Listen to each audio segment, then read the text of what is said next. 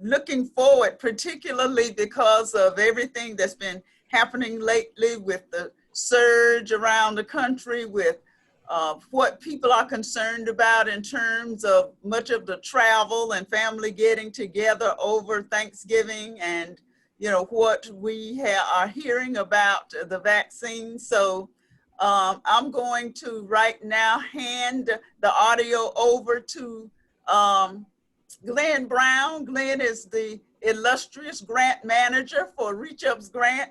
And I told Glenn that I was going to be able to say that. I'm sure all of you all have illustrious grant managers, but since I have the floor and the audio, then I can just say that about mine. And when you get the opportunity, you can say that about yours. So Glenn, I'm going to hand over to you. Glenn's going to introduce Dr. Sneed. And before I do that, I also want to introduce to everyone Dr. Angela Hill. Dr. Hill heads our We Care advisory board, and we're meeting weekly to make sure that we can do everything we can to get on Dr. Sneed's calendar and make sure that we're doing as much education in the community as we can. As she describes herself, or as Dr. Sneed will say, she's his right hand and left foot.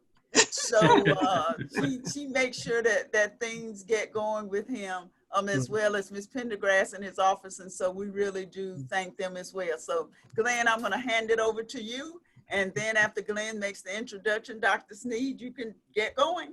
Okay. Awesome. Thank you very much. I've had the great pleasure of seeing Dr. Sneed a couple of times with Reach Up's Fatherhood Conference, and then again with the Latino Coalition. And when he mentioned a couple times that, gosh, I want to be able to speak to people, I thought, well, let me talk to my people and see if we can get him to speak to our crowd. So thank you so much, Dr. Sneed, for coming through. And thank you, Dr. Austin, for reaching out. And thank you for the very generous introduction. Dr. Sneed is a tenured professor and founding dean of the University of South Florida's College of Pharmacy. He serves as a senior associate vice president for USF Health. His educational background includes a Bachelor of Science degree in biology with a concentration in microbiology from the University of Central Florida. Dr. Sneed received his Doctor of Pharmacy degree from Xavier University of Louisiana College of Pharmacy, where he received numerous clinical and leadership awards. He completed an ambulatory care, primary care pharmacy practice specialty residency at Bay Pines Veterans Administration Medical Center. Dr. Sneed's research and clinical interests include advanced pharmacological treatment of patients with cardiometabolic disorders, examining healthcare disparities, and emerging health technologies. He's a national lecturer on these topics. Recent research interests include the implementation of health equity practices, application of mobile health technologies, digital health applications, and sports medicine pharmacology practices. Dr. Sneed created USF Health Pharmacy Plus, which he touts as the pharmacy of the future. He was the co-director of the Community Outreach and Engagement Core in the Center for Equal Health, a federally funded Center of Excellence between USF Health and Moffitt Cancer Center. He directs an innovative community initiative known as We Care, which is work group enhancing community advocacy and research engagement, in which Reach Up Incorporated is a community partner to improve underserved communities' participation in clinical research. Highly needed right now, as we all know. Dr. Sneed serves on numerous local, state, and national boards and participates in many community endeavors. He has 2 children, a junior in college and a senior in high school, married 25 years to his high school sweetheart, Judge Julie Sneed. Please welcome Dr. Sneed. Thank you so much. Let me turn it on over. Mr. Brown, I tell you, between you and Dr. Hill, I think we could have just a 2-hour radio show. You've got both of you have the radio voice, my friend. Thank you very much for the introduction. This afternoon, I just want to take a moment and say thank you all for taking the time to come out. Once again, I always have to take a very clear moment and thank Dr. Deborah Austin and the Reach Up organization for doing all that they've done to really just build a genuine partnership with me and allowing me to present information to the community. I would not be able to have the outreach into the community without the help of Reach Up. And then last, but certainly not least, really have to thank Dr. Angela Hill for all of the work. As Dr. Austin put it, my right hand and left foot, or maybe my left hand and right foot, since I'm left-handed. Dr. Hill, just want to thank you, and of course, we're here to support you and everything that you do moving forward, and I'm glad you're on the journey with us.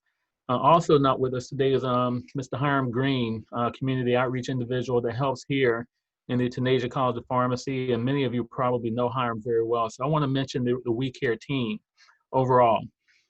Today, you all are getting a preview of an updated presentation I've been able to put together. Now that we've had a lot of action occur with the COVID-19 vaccines. The presentations I've given over the past month and a half or 2 months now has really been focused on just educating about COVID-19, and then really giving the case for why we wanted people to get more involved in clinical trials, potentially clinical trials anyway, around COVID vaccine research. Well, now the vaccines are here. As you can see, I'm in my scrubs today. It's a new look, Dr. Austin. You may not have seen the black scrubs before. I was on the Black News Channel last night and had a chance to preview the black scrubs on the Black News Channel. Oh yeah, I see. New. Yeah, I'm just coming out of clinic where actually I spent a great amount of my morning talking about COVID-19. So you all are seeing an updated version of the presentation that really does begin to explain a lot more about the vaccine. But the real value here will be the questions that you all generate for us and for me to be able to share and give information back to you. Again, I'm not here trying to necessarily convince anybody of anything, but I do want to share information to trigger a thought, maybe change a few hearts and minds, and expand horizons around what COVID-19 is and how we can do more to protect ourselves. So if you give me a moment, I am going to pull up my PowerPoint presentation here. Make sure we share sound. I have a couple of exciting videos to share with you all.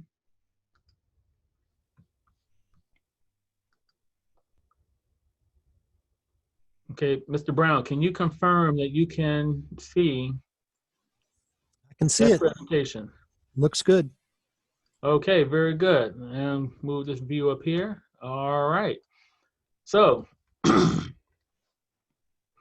what is COVID? What is the coronavirus? Now let's begin just going back to the very basics of it. Believe it or not, we've been around the coronavirus for a very long time. Up until recently, most of the coronaviruses really had caused what we know as the common cold. Normally that's caused by a rhinovirus, but the coronavirus could have been responsible for many of your colds. And also it was kind of known for causing flu symptoms. So it's been around for a while. It's not new to any of us here in this country or around the world. As you see here, back in 2002 and 2003, we had SARS. Everybody, we all remember SARS. And it's really important to begin to understand the origin of where we are with the COVID-19. It started there in terms of a respiratory condition that really began to negatively impact us as human beings. About 10, not quite a full 10 years after that, we had the Middle East Respiratory Syndrome, or MERS. Again, another coronavirus that was not quite as deadly, but it didn't spread as much. And of course, now we have what we call the novel coronavirus, or COVID-19, or what I'm going to refer to as SARS-CoV-2. Now, this is where I try not to be too provocative, but I am going to take a moment and try to scare all of you. Because if you take a look, the original SARS started in 2002, 2003. The next emergence came about 9 or 10 years later with MERS. And now 7 years after that, we've had SARS-CoV-2 or COVID-19. We are not in a position to believe at this moment that we will not have another pandemic sometime in the next 5 to 7 years, because it has mutated into something new, apparently now accelerating beyond a 10-year period, now down to 7 years, and now even down to a 5-year period. So it's really important to understand that these coronaviruses continue to mutate and they turn into different things. Let me just share this video with you all just to kind of give you an introduction to this coronavirus.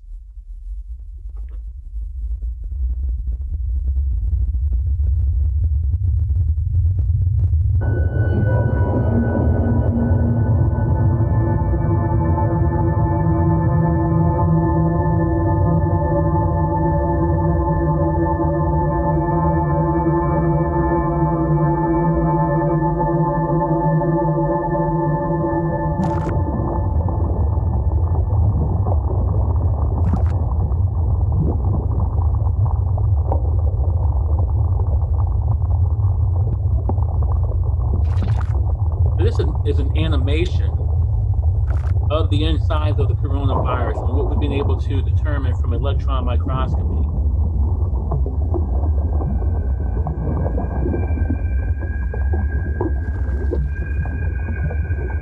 I want you to focus your attention on these red spikes, what we call the spike protein.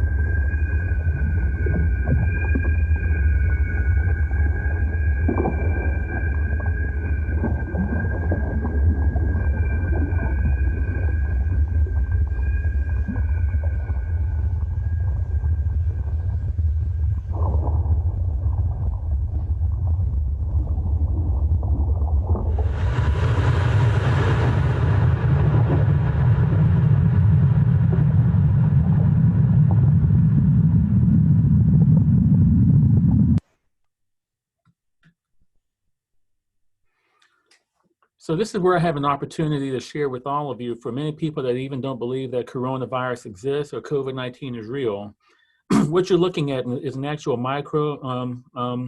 electron microscope picture of an infected cell. Now the yellow parts here, that's the coronavirus. And as you can see, when we talk about millions and millions of copies being generated inside of your body, this is how it happens. And this is an actual photograph. Here we have additional photographs of the coronavirus itself. Now, as you can see on the outside, you see the spike proteins, and they've kind of enhanced the images here a little bit, but it really does kind of give the image of the corona flames that come off of the sun, and thus the name coronavirus. Now, for many people that were wondering, and from the very beginning, back in April and May, one of the #1 questions I would get was whether or not we thought it was man-made. Well, very early on, we were able to do DNA sequencing or RNA sequencing, I should say, more appropriately, of the virus. And we've been able to choose, this is what I call 23andMe for the coronavirus, for this particular coronavirus. And so you can see over many years and many time periods, we've been able to determine exactly where it has mutated, where it has been. And so every indicator right now that this is not man-made. These have been natural mutations that have occurred out in the wild. And if you look at the very top, you can see human and raccoon, or what they call raccoon, dog, and bat. And so the mutations have occurred inside of animals and then leapt over and began to infect humans.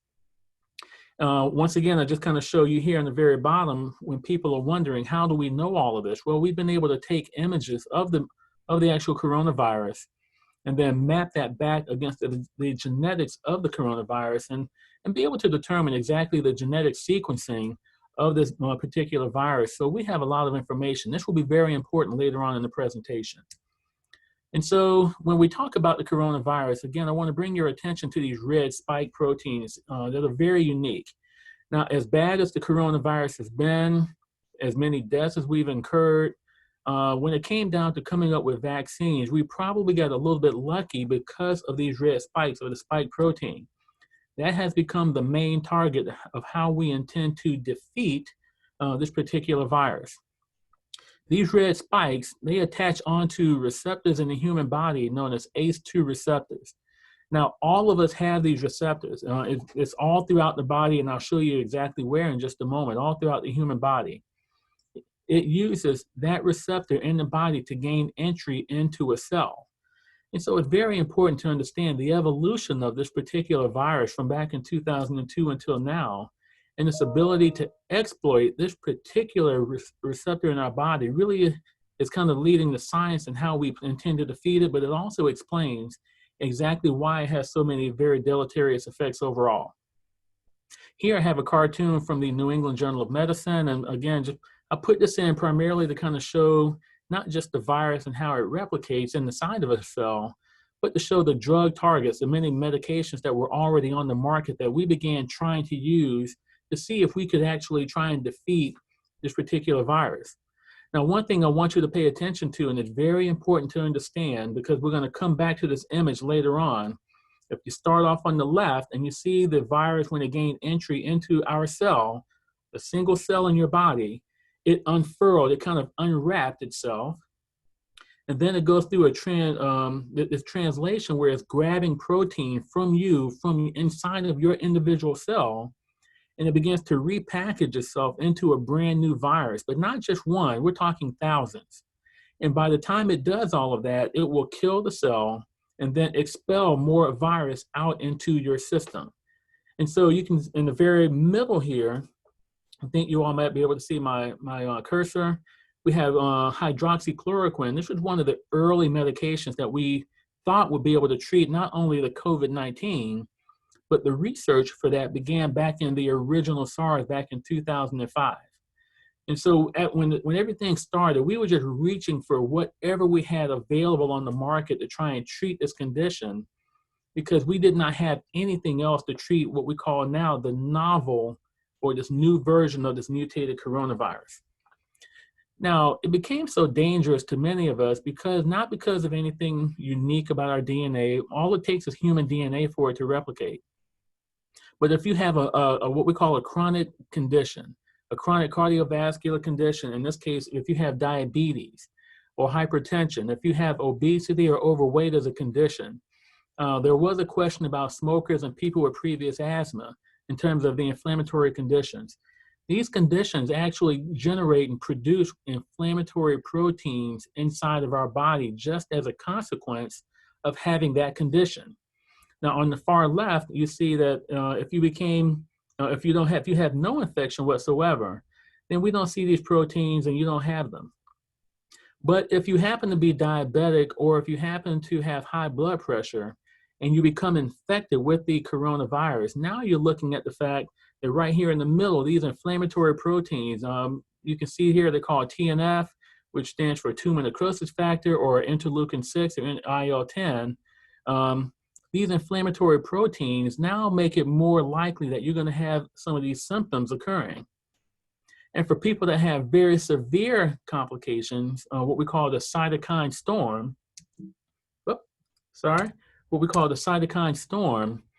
now we're really talking about the coronavirus exploiting these conditions of diabetes and high blood pressure, leading to all of the bad things that you see here on the far right in terms of more than just fever and cough, but eventually leading to respiratory failure and a whole host of other conditions I will show you here. Now, these are all very difficult to see, but I just wanted to let you all know that over the past several months, in the past 6 months, we have done an enormous amount of research all around the world, exploring all of the various organ systems that can be affected by the coronavirus. Now, it's really important to understand, and this is where my background as a microbiologist really kind of piqued my interest way back in March 3rd, to be honest. Because we had never seen a virus. I haven't seen a virus that could affect so many different parts of the human body. And early on, I just did not understand how that was happening. And I'll show you why it was happening in just a moment. But if you take a look here, and again, SARS-CoV-2, when we've all heard of people with neurological conditions. It can be as simple as a headache or being dizzy. But we've talked about people that lose a sense of taste and smell. The one that really began to concern me early on is at the very bottom on the left when we heard about these diarrhea symptoms and the way it was occurring and the number of people it was occurring in. Was really trying to figure out how is a respiratory virus causing this level of diarrhea in so many different patients. Couldn't understand that initially. Then we began to get reports of kidney injury. But then what really grabbed my attention personally and from people around the country is over here on the far right. Now we have people developing clotting conditions. That's what when we say deep vein thrombosis, meaning clotting inside of the veins, clots that develop inside of the lungs. and also cardiac conditions where people were having heart attacks and cardiomyopathy. So these conditions were very, very concerning. So now we had a virus that if you had chronic conditions like diabetes or hypertension, or meaning high blood pressure, that was now exploiting those conditions and now leading potentially to all of the various things that you see here. But I must make sure that all of you understand you don't have to have any of those conditions for any one of these to occur. You can just be a very healthy, very well-conditioned, a person that runs 5 miles a day, and you can become infected, and some of these things can still happen to you. And the main reason being because of the number of areas that the ACE2 receptor I just talked about already exist in the body. It does exist in the lungs, it exists in the kidneys, and primarily it exists in the intestinal tract. We don't all the way understand everything about the neurological condition because we don't have ACE2 receptors in the brain. However, we do know already that they are affecting us in that way because of that, again, that loss of taste and smell. One thing, now this is very difficult to look at, but it really, if you can look here at the very bottom, from the time an individual became infected until the time that your body began to produce antibodies was probably about a good 2-week period. And here we can see the purple dotted line and the green dotted line. That's kind of the mark of the antibodies that that your body would naturally try to produce. The problem and challenge is the length of time it might take for an individual to form those antibodies, and can they form them quickly enough to protect the body? So you can see back here what we call minus week 2 and then minus week 1, when you probably came into and had an exposure, is during that time, during that first 5 to 7 day period that many people are exposed. They have no clue that they've been exposed to it, but at that point in time, the replication factor of the virus is happening at a very high rate. And so the most infectious time for most individuals happens to be during that first 5-day period. And during that 5-day period, your body has not had a chance to build a robust immune response to it just yet. Now in the Q&A, we can come back to that about T cells and more, but I just wanted to help everybody understand why it became so important to find out what's happening with the antibodies in your body and how long it may take the body to build up an antibody response. And if you don't build a good antibody response, why some people wind up having such bad effects, wind up in the hospital or even dying. So I'm going to show a couple of quick videos here that begin to explain a little bit more about this antibody production and more of how the individual coronavirus, in this case, the novel coronavirus, SARS-CoV-2, will gain entry into your cell and then begin to replicate.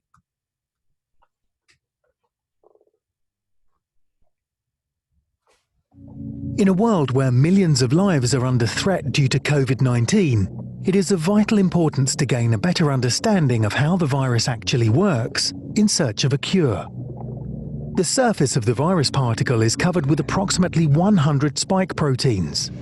They always come in groups of 3, in which the proteins are intertwined.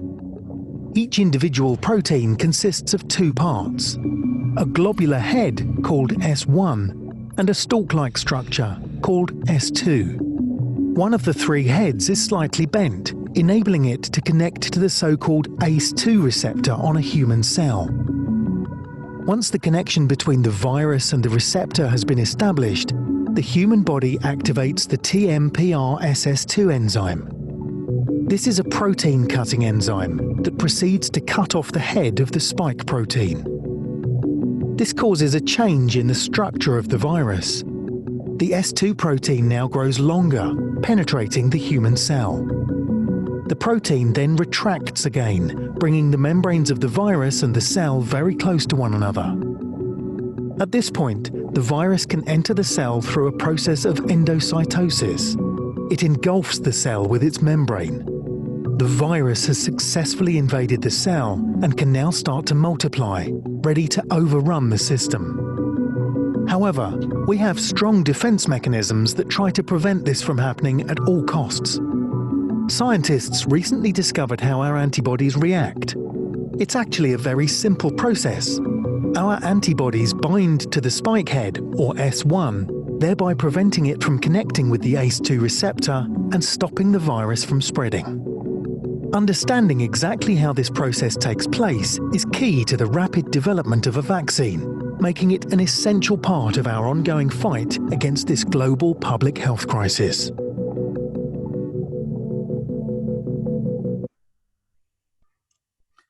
And so now this doesn't have sound attached onto it, but it really does begin to explain exactly how the drug therapies that we're working on in the vaccines really have focused their attention on the spike protein and having antibodies attach onto the spike protein, thereby not allowing that virus to get into your cell. And so it's very important to understand that if we don't have that around, it's very difficult to stop that spike protein from actually infecting you and getting into cells.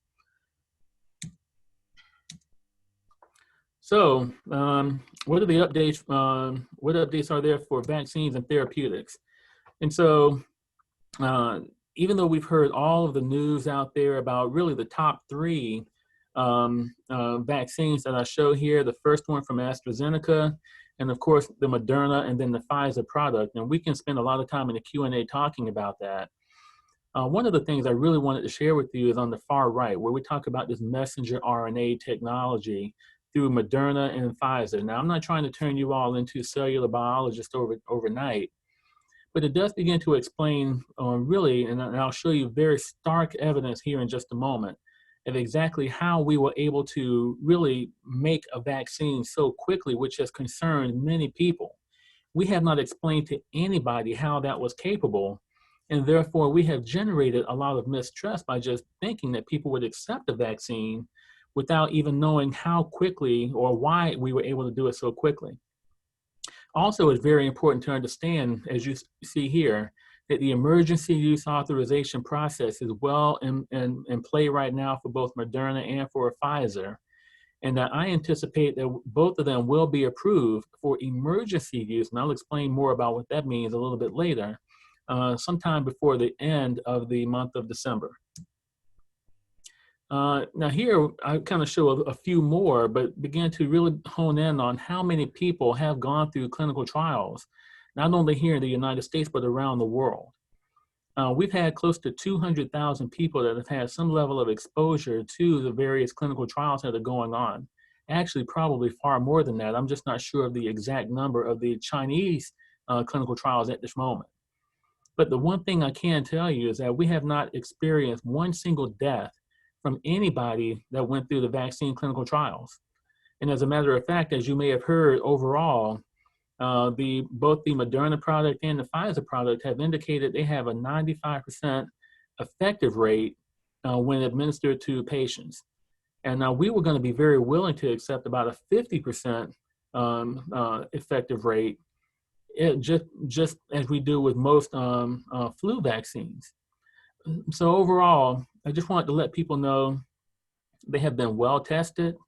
We are waiting to get, I'm waiting to get my hands, all of us in the scientific community are waiting to get our hands on the peer-reviewed journal articles. But it's really important to understand, and I really want to help you all understand just for a quick moment, how the Moderna and the Pfizer products, how they work. And so I showed you all before, in the cartoon I showed earlier, how the virus itself will unfurl, and that the contents of it, the RNA strand of it, will actually come out, and that RNA strand is what winds up coding and taking all the protein and beginning to replicate itself. Okay? Now, what I'm showing you here, let me just kind of scroll through all of this animation very quickly. What we've been able to do is to take a portion of that RNA strand, take the DNA codes of it. Again, remember I talked about the 23andMe, the genetic code of it, and then go in and replicate that in a way that it will now produce not the virus, but just the red spike proteins in your cells. Okay, so again, I know it's a lot to take in, but with the vaccine, we've taken a portion of the RNA code that came from the virus. And when we inject that into your body, it is now coding, and it will produce not the entire virus, so you cannot become ill from it, but it will manufacture the red spikes on the outside that we talked about. And when it does that, your body will then form an immune response directly to that, and it will generate antibodies, and that is how the antibodies wind up being produced to actually prevent future infection from being able to infect you and all the various parts of your body that we talked about earlier. So again, I talked about the speed of them. Let me just share a little bit of how really it didn't happen that quickly at all. And so one of the main things, and this is a lot, I don't expect for you all to read most of it, but an article came out at the beginning of November from the New England Journal of Medicine that really began to kind of hone in on how do we produce all the vaccines so quickly. We've been working on the vaccine platform for this now for about a 7-year period. When I say we, it's not me individually, I'm talking about the scientific and clinical community. So we had a lot of information about that vaccine long before coronavirus or before COVID-19 came along. It's really important to understand that when we add that on to supercomputing power and a whole host of other technologies that we've never had before, it really began to help a lot of us understand how it could happen so quickly. So now I'm going to show you a series of articles that were generated over the past 7 or even 8 years about the technology that led to both Pfizer and Moderna being able to pull this off so quickly. Again, I talked about the messenger RNA, but the main thing I want to show you here is look at the date of the article. This was published back in 2013. They were already working on what I call the platform for how you can manufacture and generate a tailor-made vaccine when and if a new pandemic or a new virus would come along. I'm going to come back to this video. I'll come back to that later. And so I also wanted to make sure that everybody really and truly understood that, again, this is not a political statement. I'm really happy that Operation Warp Speed did what they did, but they could not have done what they did if the technology had not been worked on for now the past 7 years. It has taken a 7-year period of time to be able to go back and figure out exactly how to do it. And so when you come here and you take a look here at the bottom, it started with the Obama administration, and they invested technology, they invested resources in developing the messenger RNA vaccine research, knowing that they were going to need it sometime in the future. And let me skip past that. Project Warp Speed and current efforts to produce an effective COVID-19 vaccine as quickly as possible would not be finding success without having done that. So I got a little bit curious and I went back and I found a little bit more. You can see here in 2014, I went back and I found a speech that President Obama gave to NIH. And again, this is not about politics. It's about how did we arrive at being able to do something as quickly as we did it, to help educate people on how we were able to do that. And without going through the entire speech, what I was able to hone in on, and I'll read a part of it to you, so that if and when a new strain of flu, like the Spanish flu, okay, we've all heard about the Spanish flu, crops up 5 years from now or a decade from now, we've made the investment and we're further along to be able to catch it. It is a smart investment for us to make. It's not just insurance. It is knowing that down the road, we're going to continue to have problems like this, particularly in a globalized world where you move from one side of the world to the other in a day. And so given that, again, here are a series of articles starting in 2013, and then back in 2016, the first time that we really had an opportunity to try and put it into play was when Zika came up, the Zika virus. And you can see the article here from 2016 talking about Zika. And then we found out just earlier this year that they have successfully created a vaccine against Zika. But the problem is we're not worried about Zika right now. Zika is not infecting people in a way that it had been before, the way it did several years ago. So it's really important to understand that we didn't wake up and we didn't just say, well, we need to do something. And when we started from scratch earlier this year in 2020, we actually built all of that back in 2013 and 2014, knowing that one day we were going to need a vaccine against a future viral foe like COVID-19. Now, the oversight for that has been another challenge that people have had. But I'm here to share with all of you that, yes, we have had people working with the National Medical Association that have been working directly with the FDA and directly with the COVID-19 task force that came from communities that were Black and brown to make sure that everything they were doing was being given the proper oversight that we felt was needed to make sure that it was not being rushed, to make sure that politics were not in the way, and to also make sure that whatever was being tested, that they would get the data and be able to look at it and determine if it would be safe and effective. I had the opportunity to have a great conversation with the gentleman here, Dr. Leon McDougall, the president of the National Medical Association. And he and I spent a long time talking about the oversight, the level of information, the transparency that he and that organization and his task force, and he has his own task force outside of the White House task force that was interfacing with them to make sure that they were doing everything right, that they were not going to cut corners, and that when the time came that we would have access and equitable distribution of any vaccine that may come out. Now, I know all of you have heard about some of the challenges and problems with the vaccine as it was in development. Here I begin to talk about the Johnson & Johnson vaccine. They had to pause it just because they had one single patient that had a problem with a condition called transverse myelitis. We still don't know if the vaccine caused that problem. But again, out of the over 200,000 people, we have been able to indicate that only one individual was negatively impacted. Earlier this year, you may have heard about the Eli Lilly antibodies that came out. Well, that had to be paused, not because of any clinical trial, but they wanted to go in and make sure that the manufacturing practices were being followed the right way. And so what I would like to share with you is that every time you saw a pause, that data and the reason for the pause was also being given to people like Dr. McDougall and the external task force to make sure that they were not cutting corners, that they were not going to cover anything up, that everything was open and transparent. And we've been able to determine that. And again, that was a big part of my conversation with Dr. McDougall.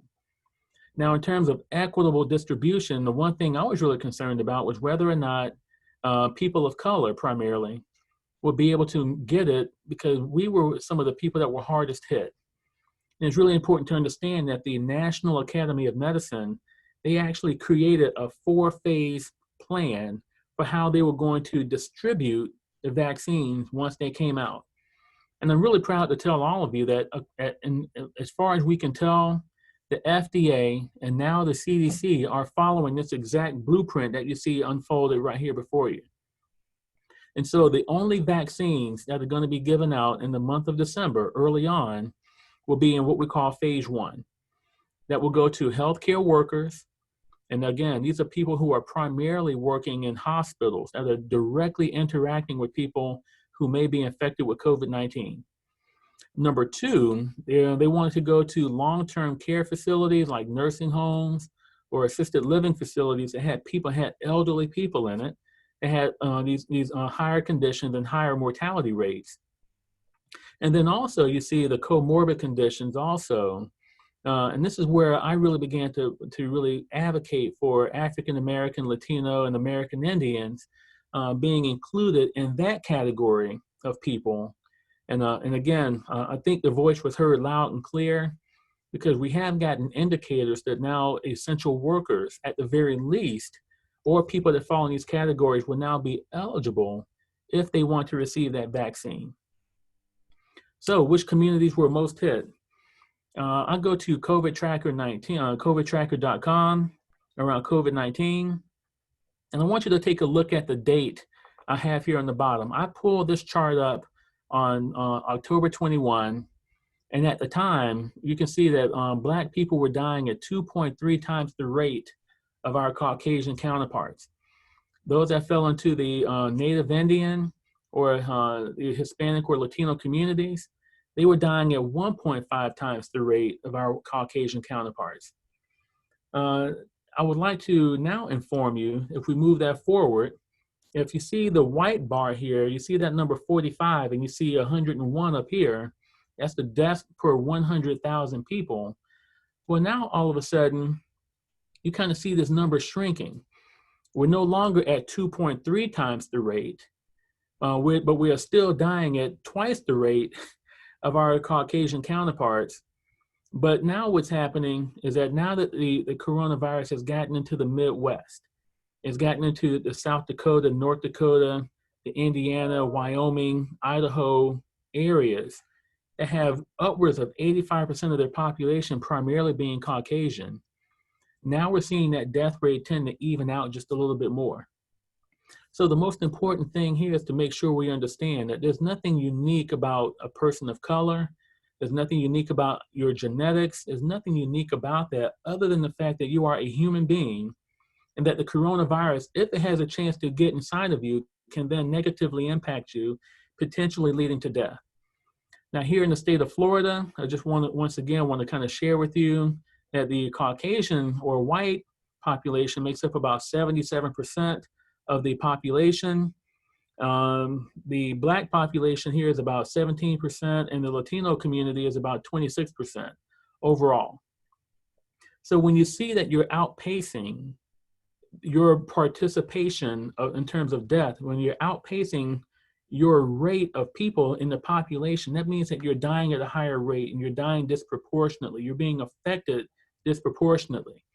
And we knew that from the very beginning. Here I pulled this this was an article that a mentor of mine made comments in for the National Geographic journals.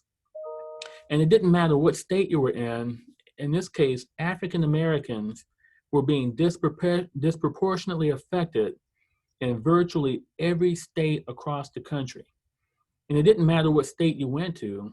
And I used to live in Louisiana, where we make up 33% of the population in terms of African Americans. But we were well over 50% of the people that were being affected by COVID-19. And you see the very same thing in Mississippi, Georgia, Louisiana, what we call the Sun Belt. And so I wrote an article early on, back in April, that really began to show that if you, on the right side, you find the areas that have very high levels of cardiovascular disease. And then you look here on the left, and you see an overlay of the people that were being infected. And if you just transpose the two over each other, what you found was a very, very high case for why people of color, whether it be African American or the African diaspora, or those of Latino or Hispanic background, one way or the other, we found that we were being disproportionately affected in all areas across the country. And so to kind of bring things to a close and really begin to, I really want to have a dialogue with many of you and try and be a resource for questions and answers. But I want to bring you all back here because, again, in my career, I've never been more afraid. Is not the word, because I'm not fearful. It's not, but this really has worried me that we had a virus that could affect so many different parts of the body. And the real thing I want you to pay attention to here is the fact that we've been looking at this since April of this year, and it hasn't slowed down. And so now when we wake up and we find right at 100,000 people being hospitalized, 4 million people in 1 month being infected, that now it's not just a matter of a measure of are you going to live or are you going to die? And that's been the entire conversation we've had now from the very beginning. What is the death rate? The death rate. Well, I'm here to share with all of you that I'm more concerned about what happens when people become infected and now they are affected according to their quality of life. I've had multiple patients I've had to interact with who are what we call long haulers. And they've been infected, and now they're dealing with long-term debilitating effects of having been infected with COVID-19. And more importantly, some of them, and I'm thinking of two in particular, are now on disability. One of them loved his job, and it was designed to help people. He was physically there to help people. He's now debilitated, probably will have to go on some level of disability. And believe it or not, when he first became infected, he had not one single symptom. A month later, he tested negative, not once, but twice. Went back to work, but then the lingering effects of all the organ systems that were affected in him kind of caught up to him, debilitated him, and now is preventing him from being able to resume and have a normal quality of life. I have a second patient now that actually, he was one of the top performers in his company, but now because of the brain fog, okay, the brain fog that has resulted, he's barely able to now keep that job and perform. And so this is where We Care comes in. And I always want to make sure that I give a lot of praise and thanks to the organization Reach Up for everything that they've done to help us out, not only with COVID-19, but we had a relationship long before COVID-19. And it was really about how can we gain greater immersion into African-American communities, the Asian communities, the Latinx communities. We're even trying to now make a foray into the Seminole tribe communities here in the Tampa Bay area to get all of us much more involved in clinical research. Because the problem is we can't wait until a problem comes up and then hope that we have a solution to our problem. We have to be engaged in that process early on.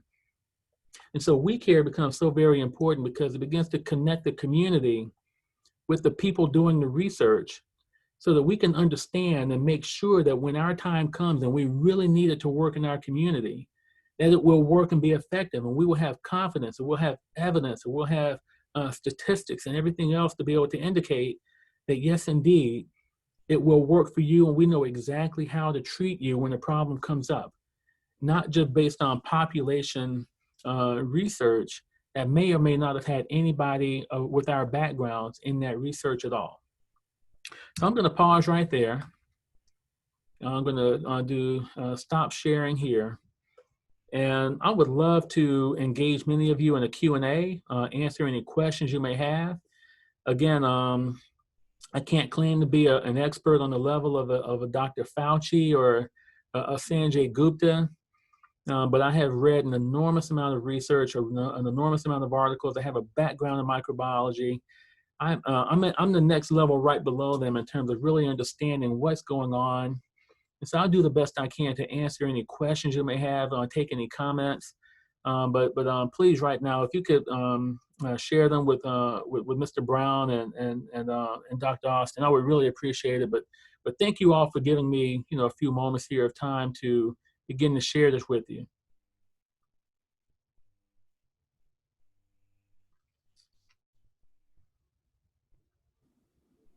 Okay, we don't have anything in, okay, I was getting ready to say we don't have anything in the chat, but we do have people beginning to ask questions. And so one of the first questions actually came from Mr. Brown, who, well, Glenn, you want to ask your own question? Yeah, Glenn, let me hear your voice again, man. I love that voice. Boy, I'm telling you and Dr. Hill. For you, no problem. Hey, we get the two of you all together, man. I tell you, we're gonna have a hit podcast. I promise.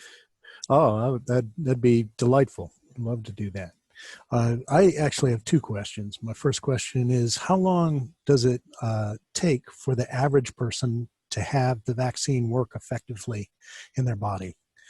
How long? When will it be ready in your body? That's a very fantastic question. So as you may have heard, we actually have to have two injections. You have to be injected twice. Every clinical trial out there has indicated that after you get the first injection, your body does begin to build antibodies within about a 10 to 14 day period, but it's not robust enough. Then you go back and you get the second injection. And about 5 to 7 days after that second injection, they were able to detect a very robust amount of antibodies. So it's going to take about a month plus a week or so for it, to get full immunity, I would say. But you begin building antibodies pretty quickly. But again, the whole idea, as you saw in the videos, is to make sure that once you get the injection, once you are vaccinated, that we begin to build up your army of antibodies before you become infected by anything. But it's going to take a little bit more than a month to get the full response from the vaccines, from the first injection to completion of that series, either a 3 or 4 week period later. Thank you. My second question is for my friends who have had COVID and are, hanging around and doing things and trying to, they've been moving forward. I know sometimes you shouldn't get a vaccine if you've had the illness, and sometimes you should. Should they get a vaccine if they've had COVID? I got to tell you, that's one of the number one questions that we're having right now. And I'm going to make a declaration to all of you, and I do mean this. And if I had either the Moderna vaccine or the Pfizer vaccine right now, I would inject myself with either one right in front of you. The reason I put it that way, I think those two vaccines are going to be very safe.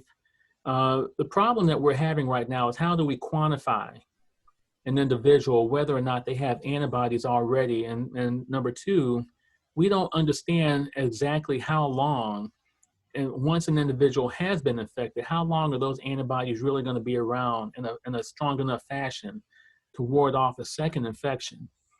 And so I think the general scientific recommendation is going to be, unless it was very recent, I'm talking extremely recent, probably within the previous 90 days, I think they're going to recommend that you go back and get go ahead and get vaccinated. And I think probably over the next 3 weeks, we're going to have a more definitive answer for that question. But it's a very good question. If I already had COVID-19 and I recovered, do I still need to get vaccinated? We're going to answer that question here shortly. But again, what we are finding, Glenn, it's a very important question I want everyone to hear, and I hope it will spark additional questions. And you can share this with your friends. The amount of virus that they were initially exposed to may actually indicate exactly what type of immune response they had. If they had just a very small amount of the vaccine, the virus early on, a small viral load, they may have felt something and they recovered, but we're not positive that they have a very high amount of what we call antibody titers in their bloodstream. Individuals that had a heavier dose and had a much more pronounced response to it, that probably became a little bit more ill, we feel that they probably had a much more robust response to it. And we found that out not because of any clinical trial, but when we were doing convalescent plasma. You may recall we were taking plasma from people that had been infected, and we were trying to give it to other people. The most effective components of that were found in individuals who had the most robust immune response, and they probably were hit with an initial viral load that was heavier than some other people. And so we don't have a way to quantify for millions of people how much of the virus, the antibodies they have, and whether or not that will be enough to protect them from a second infection. We don't have an answer for that all the way just yet. Thank you so much. Looks like they're rolling in here, so I'll let Dr. Austin take over. If you can help me out, Dr. Austin, between you and Mr. Brown here, let's see. I think one of the questions, Barbara Michelli. Barbara, do you want to ask your own question? Because I can read it from the chat if you like, but I see Barbara's question here. I was able to pull them up. Will the vaccines work for SARS-CoV-2 mutations? At this current point, they will. It's very important to understand. That's why I really wanted to educate everybody. Every presentation I give from now on is really going to focus on helping people understand the importance of the spike protein.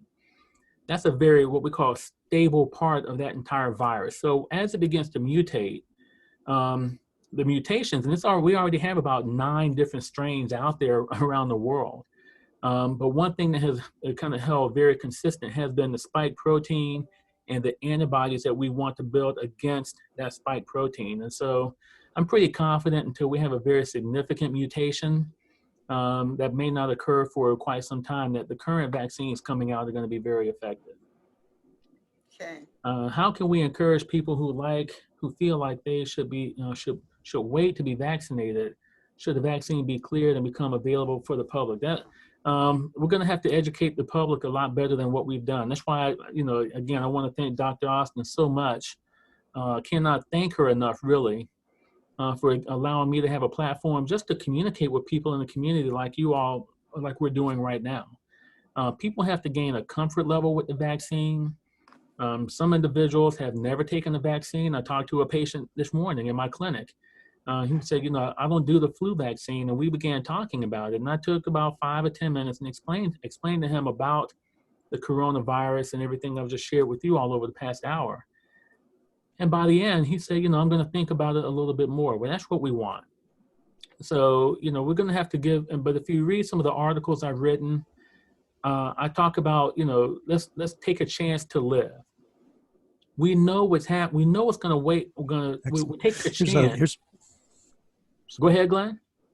I'm sorry. I thought you were finished. I apologize, but absolutely. I was going to say very quickly, we know what can happen to you if you become infected by the actual virus. And so if we can find a way to protect you against that, I feel very strongly that we should really give the vaccine a chance. Go ahead, Glenn. The next one applies a lot to our children's board folks, so I'm going to read this one. It's from a Jennifer Whittington, and she says, we interface with children at preschools. Children are no longer required to wear masks. We provide them with children's masks, but she's curious, are the children still potential little carriers of the virus? Yes, we have determined that children can be carriers. What we believe scientifically right now is that they don't have a mature system right now in terms of the ACE2 receptors I talked about. Therefore, they are less likely to have any of the problems and complications associated with COVID-19. But we have determined that they can be carriers. One thing I can tell you is that we have found out, and I know it became very politicized, which was unfortunate, but by having children go back into the school system and by focusing so much attention on how we're going to work hard to try and keep children safe and the mask wearing, children were much more vigilant about wearing the mask than their parents. And so, to be honest, all across the country, we have not seen the outbreak of coronavirus in the school systems that we have seen out in the community. And we really believe it happened because, number one, we took every precaution to try and keep them safe, knowing that if they became infected, they could go back and take it home. But yes, children can be carriers, and we're going to have to work hard to see what we can do to make it voluntary for people to wear masks. Is COVID-19 airborne? That's a good question. It's what we call aerosolized. Now, there's a difference in being airborne and aerosolized. Now, if it were truly airborne, it would float off and it can catch in an airstream and be transmitted all over the place. But if you happen to be in a closed environment and you have an individual that's talking loudly or singing, and they happen to be in an office or like a restaurant type environment, we have found that virus can hang around in that air for quite a while, and it can be at a high enough rate to infect quite a few people. And so it's not what we call airborne, but it is aerosolized. And that was number one, the reason we wanted people to wear a mask early on. But number two, we did find out later on that the mask can actually somewhat protect you from that. I don't have it with me at the moment. I apologize. I was going to show you an example where we put on goggles, even in those environments, to protect our eyes.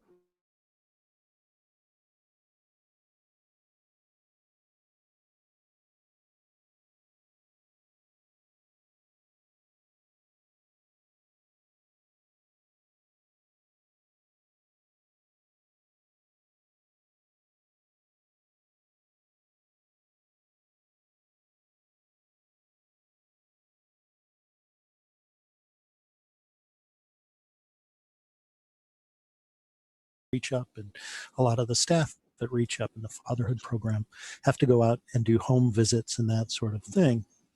They do a lot. And so Mr. Van Pelt was wondering about recommendations on metrics or data to use in planning how or when to provide services face-to-face in homes or communities. That's a great question. I will make every attempt I can. I think I saved the article.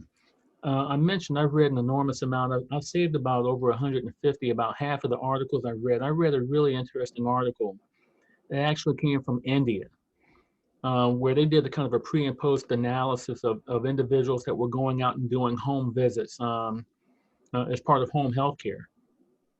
And they found that when they began, before they required a mask and a face shield, that the healthcare workers were becoming infected at a much higher rate.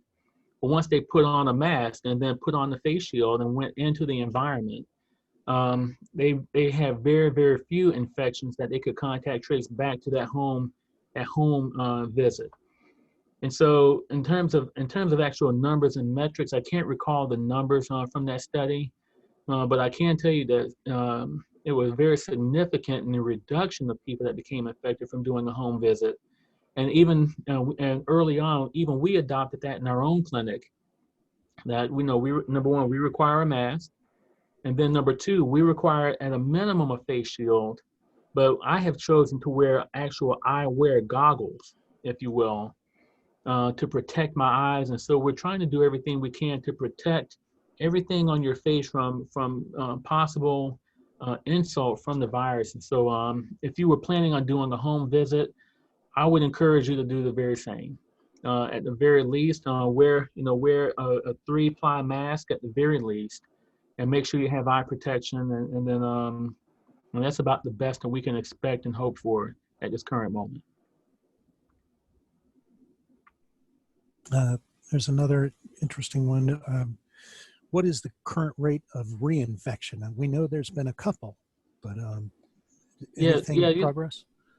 Yeah, we don't have an actual. I can't quote an actual number of reinfection. That rate is very, very low according to published data. However, what I can tell you that we do have published data on people who have incurred and been reinfected on multiple occasions.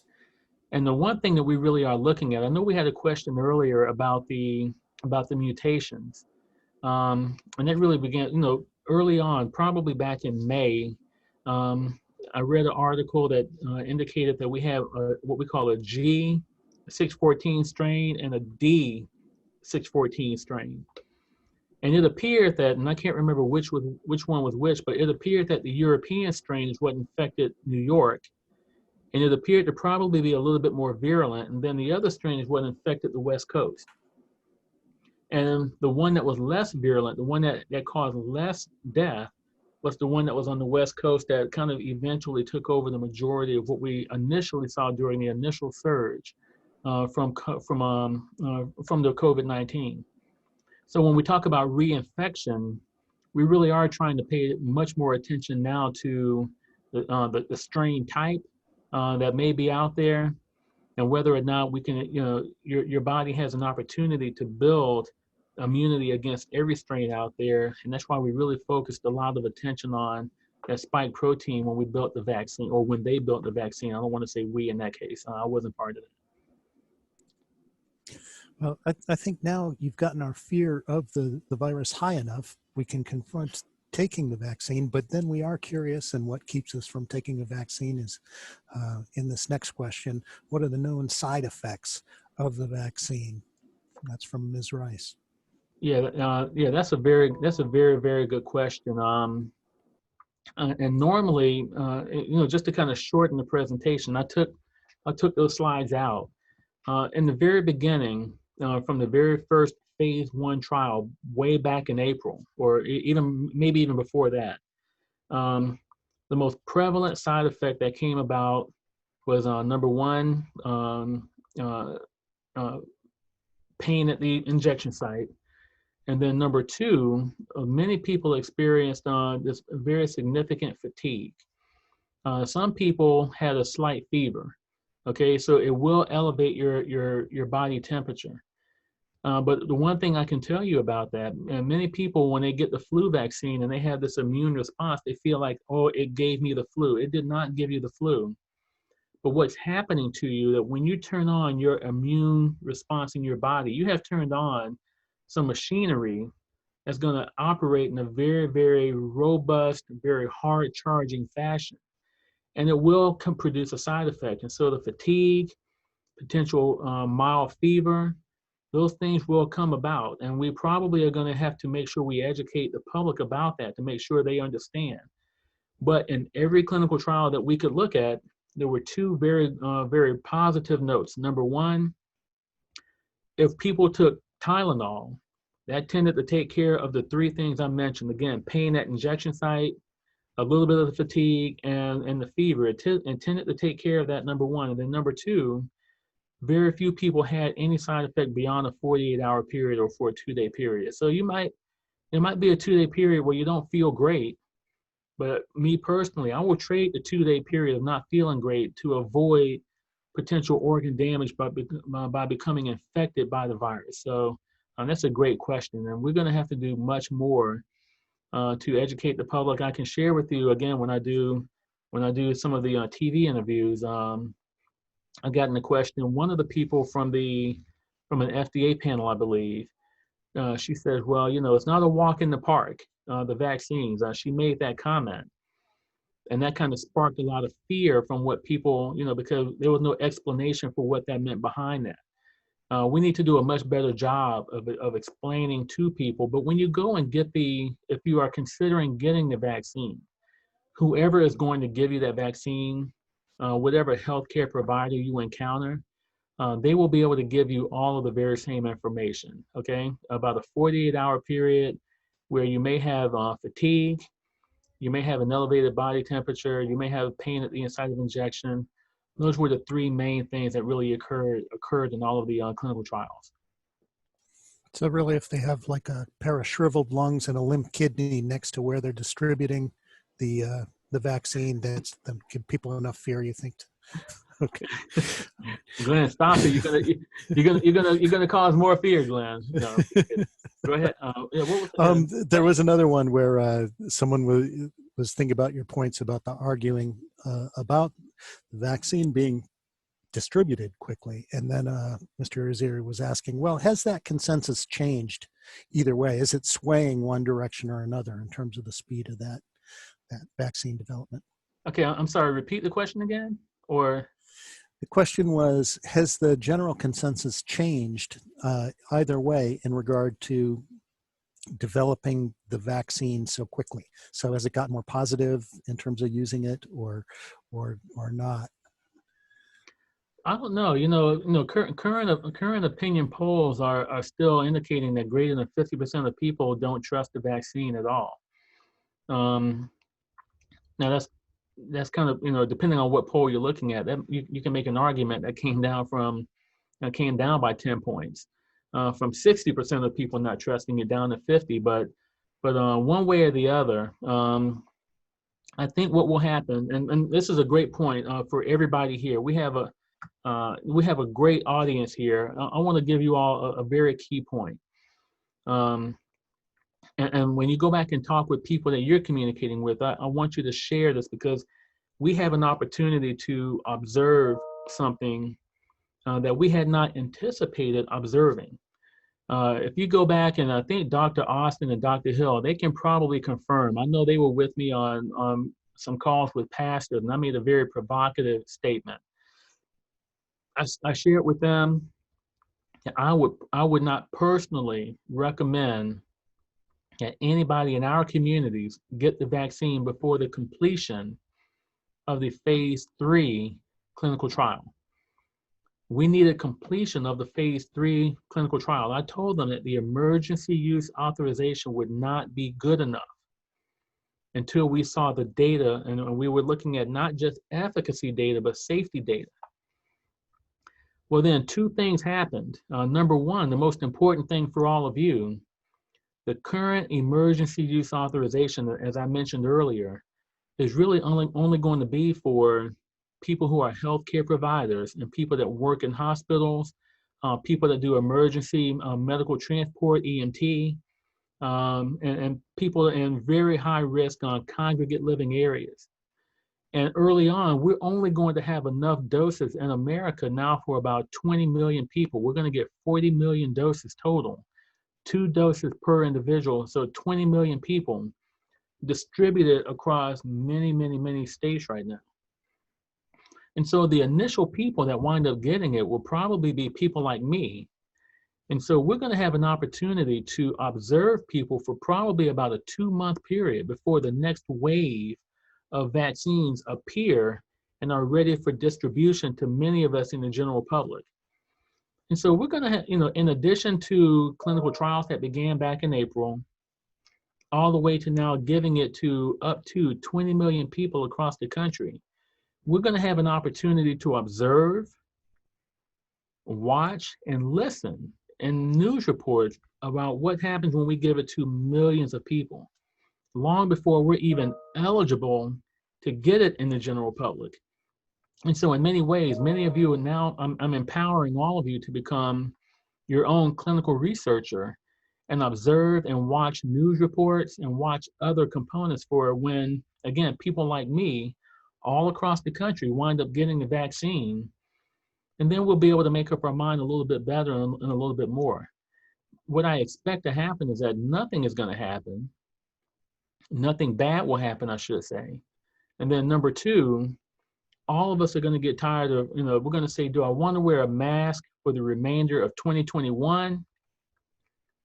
Do I want to be fearful for the remainder of 2021? Or do I want to go ahead and get the vaccine? So that's point number 1. We're going to have an observation period that we can all participate in. Number 2, when they went back and analyzed the overwhelming majority of vaccine clinical trials, the overwhelming number of them, they were able to find out that if anyone was going to have a negative reaction to a vaccine being given, that typically it occurred within a 2-month period from the time the final dose had been given.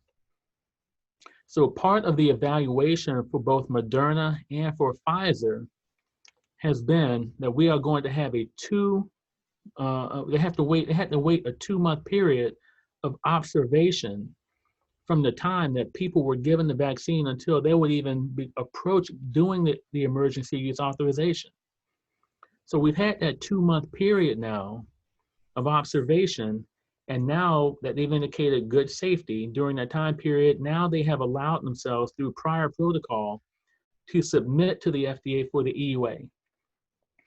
And so I think in both cases, we're gathering data. Now people are wondering, well, what's going to happen to me a year from now? Or what's going to happen 2 years from now? Well, again, I'm never going to promise things I don't know and have data to support.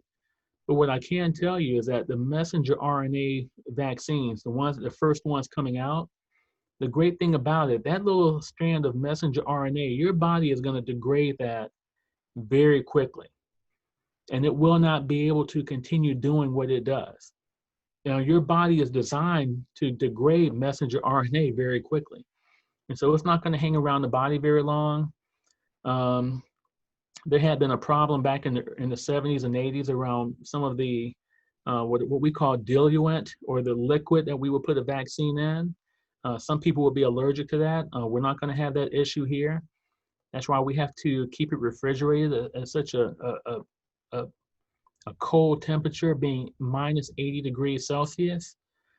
And so there are so many things that we have learned over many decades now that I think are lending itself to a greater safety profile for what we're trying to get done and accomplished.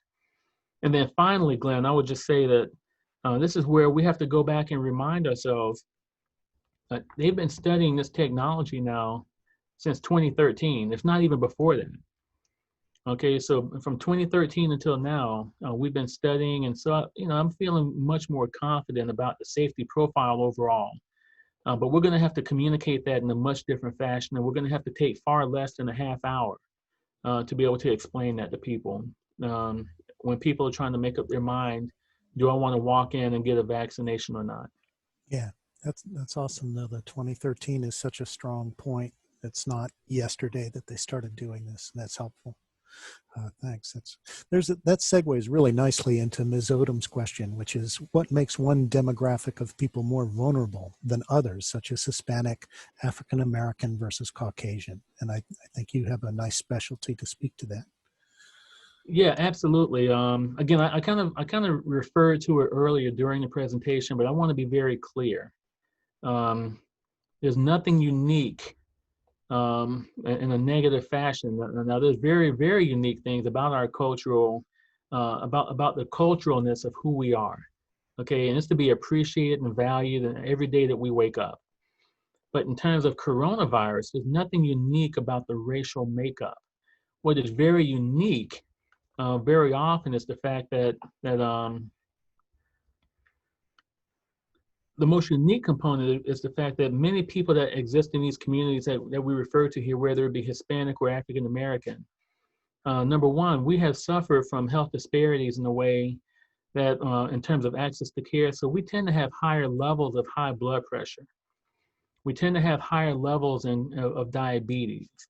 There tends to be a little bit more familial component to high blood pressure and diabetes, meaning a genetic component to it. And so when you have those conditions that they're not well controlled, if you become infected by the virus, then obviously you may have much more of a problem. Some of the more robust data around genetics has really come out, and we're still trying to figure it out. And so I don't want to go on a limb and say it's valid yet, but we're really looking at blood type. You know, apparently there's some data indicating that if you have type O, if your blood type is type O, that you may not be as susceptible to the virus, or at least the really serious components of it, as if you were type A or type AB or type B. So, but I have not read any credible information about racial or ethnic makeup. And we have to keep in mind this is a worldwide pandemic. And so our Asian Indian community partners over in India, they're having quite a challenge. People all throughout Europe are having quite a challenge right now. Our Italian and French counterparts and German counterparts, our Russian counterparts, and and in particular our South American brethren, they were particularly hard hit earlier this year. I mean, they were having a terrible time. And so this really is a human-wide pandemic, and nothing that makes it unique or one racial group more susceptible than another. Yeah, it really is interesting, and it really is a testament to things like the work that was done out in California a number of years ago by the health department, where they found, it was sponsored by Robert Wood Johnson, that your zip code determined your lifespan. Absolutely. And, absolutely. Really interesting stuff. And once again, in that one graph I showed, it really did begin to explain a lot in terms of if you had a higher density of cardiovascular complications, initially at least, and we found a very high density of people having coronavirus and coronavirus death in the African American and Latino communities particularly. Here's someone also asking again about the vaccine, and they're wondering if has there been any chance to look at its interaction with other vaccines, like a lot of us are being encouraged to get a flu shot. I would guess it's not recommended we do the same in the same week, but what if we take them like really close to each other? Is that problematic? To be honest, I'm going to say no right now. Not at least not for the initial vaccines coming out. Okay, and now there are other vaccines that are in development. As a matter of fact, a little known fact, there's over 200 entities and majority companies, but some universities around the world that are now in vaccine development for COVID-19. Out of 200, about 40 different companies right now probably are in some level of phase 1 all the way through phase 3 clinical trials. And now we have 6 credible companies that are probably very close to having a vaccine that can come onto the market. Now, having said that, Only Moderna and Pfizer have the messenger RNA technology. Everything else is kind of more of a traditional vaccine where we kind of have an inactivated portion, what we call protein vaccination, where we have an inactivated portion of the protein, or something similar to that, some other inactivated part of the actual virus. And so I think we don't have any data to support what's going to happen with them if you have multiple vaccinations.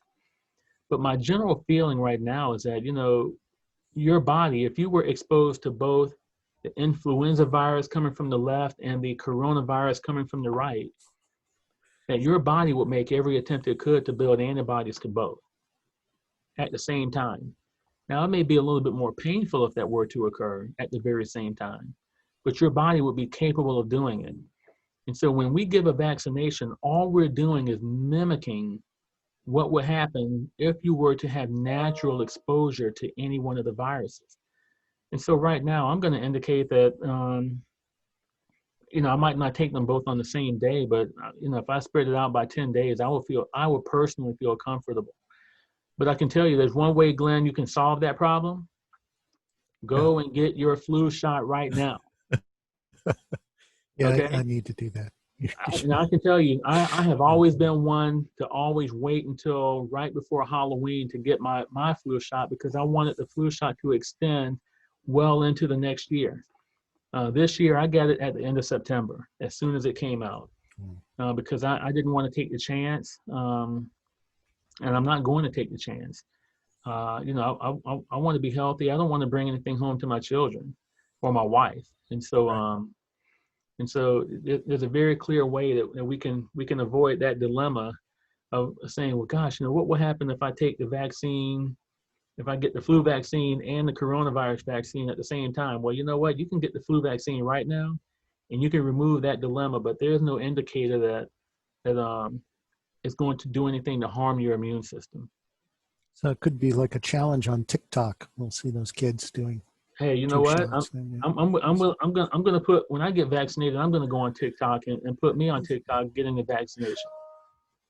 There we go. Hey, this is a question that I know that has been on everyone's mind at some point while this is going on, and I suspect it has something to do with levels of exposure and something to do perhaps even with the blood type things you were talking about. But someone, Ms. Veronica Haddix, is asking, why are some people asymptomatic?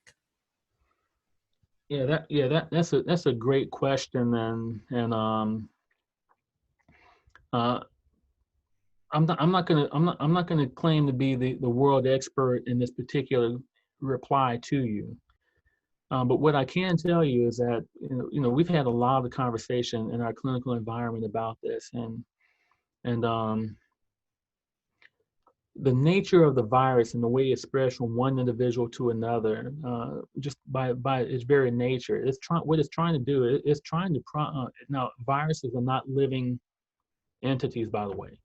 They cannot replicate on their own. They do not have their own DNA, and so they are not. It's not like bacteria. Bacteria are kind of living things. Viruses are not. They depend on you in order to get and transmit and replicate themselves. Having made that comment, we think that very often in nature, there's a propensity for the virus to exist in a very low energy realm, okay, in a very asymptomatic fashion that allows it to be spread to other people so that it can actually promulgate and continue to spread. The question gets a lot deeper when you begin to get into, well, what's the age of the individual? Do they have anything unique about their genetics? One thing I have found working with our USF athletics department, that people who are in peak physical condition tend not to have a lot of symptoms whatsoever. At all. And so are we encountering, people that may not be at the same world-class physical conditioning as some of our athletes, but they're still well-conditioned? Are we encountering people along those lines? And so there's so many different variables about the asymptomatology of individuals and why it occurs at the rate that it does.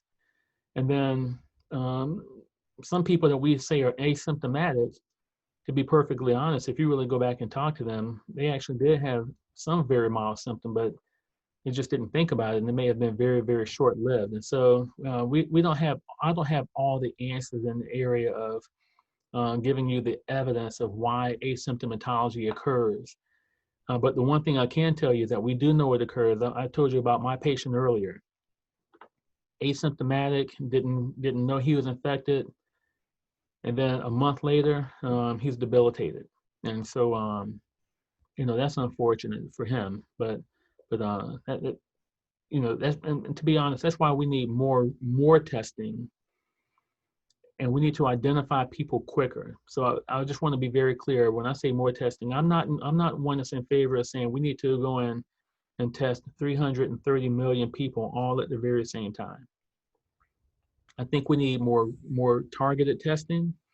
We need more surveillance testing, and when we indicate and find a positive individual, we need to hone in and do the contact tracing around that individual, and try and slow down everything from those individuals long before we think that we're going to go and test, everybody. There's an estimate right now that we're probably 8 or 10 times more people infected than what we're detecting.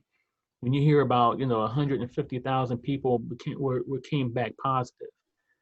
And so we're saying that there's probably 1.5 million people that got infected at that same time period that we just didn't catch that day. And so, Right. being asymptomatic, there's a lot to it. But if we want to open up the economy, the number one thing we can do is that when you get a test, you need to get it back in the same day. Yeah. And if you can get it back in the same day and you can isolate people more quickly, then we can prevent the asymptomatic spread to all these other people. And we know this because I watched it happen. I set up the testing protocols for our football team here, along with my great partner, Tom Unach. And we identified people. We were doing testing. We would have a result back in 5 hours. And so if we had one infected athlete on whether it be football or a soccer team or whoever it was, we could remove them from everybody else. So we never had a team-wide outbreak because we were able to identify these people so quickly and get them away from the other football players. And so, and so I think the real question around being asymptomatic is not so much being asymptomatic as identifying who it is quickly enough and then removing them from everybody else. Well, listen, up for 2 more questions. I was going to say, because I know I have another meeting I'm going to get to here shortly. But yes, 2 more questions. Go ahead, sir. I'm listening to you. One that fits with just what you did, and then I've got one more after that. The first one is, how long could a positive person be able to infect others? Well, the current thinking right now is that typically, that's why we want people to isolate for about a 10-day period at a minimum. Now, there are unique circumstances where people may be infected much longer, but by and large, by about day 7, most people are no longer shedding what we call live virus. They may still be shedding some virus, but it's not the virus. It's not capable. It has degraded to a point that if anyone else came into contact with it, they're not going to infect the next individual. The most current guidelines do indicate that if you came into contact with an individual that was positive, but you yourself remain negative and asymptomatic or symptom-free for about a 7-day period, that you can come out of quarantine early. Now, again, it doesn't apply to 100% of people, and it's always going to be a unique circumstance. But overall, after about a week, most people are not going to be shedding a lot more virus at that point to be able to infect other people. And then the last one that goes back to fear of vaccines, and one of the reasons I can see someone being afraid again. Are there any specific pre-existing conditions which would make it not recommended for someone to get a vaccine due to their medical history? That's a very difficult question to answer. Simply, and I'll put it this way. Right now, I have signed on to be a researcher, a clinical investigator for a COVID-19 vaccine research trial in conjunction with Tampa General Hospital, between USF Health and Tampa General Hospital. And they do have a number of pre-existing conditions that say if you have had these certain conditions, that we don't feel you're a good candidate for this particular trial. But it doesn't mean that those conditions are enough to exclude future people from getting them. They just don't want those conditions to skew the efficacy data that they're looking for. Testing. And so the question is coming up, people that have autoimmune disorders. In many cases, we want to vaccinate them, even though many of them were not done in the clinical trial. Okay? And so in the early phase of getting vaccines out on the market, what we're trying to do is make sure we gather as much good, credible data as we can get to be able to get it out on the market and vaccinate the majority of people. I do imagine that there's going to come a day when people that have very particular conditions, whatever that might be, and they're probably going to be more allergy related, but people have very particular conditions for which we will go in and do a very specific clinical trial on people that have celiac disease or people that have irritable bowel syndrome. There'll be other conditions that people will probably look at to enter into a clinical trial that will, by definition, be designed to to answer the question you're asking about what happens if you have other health conditions.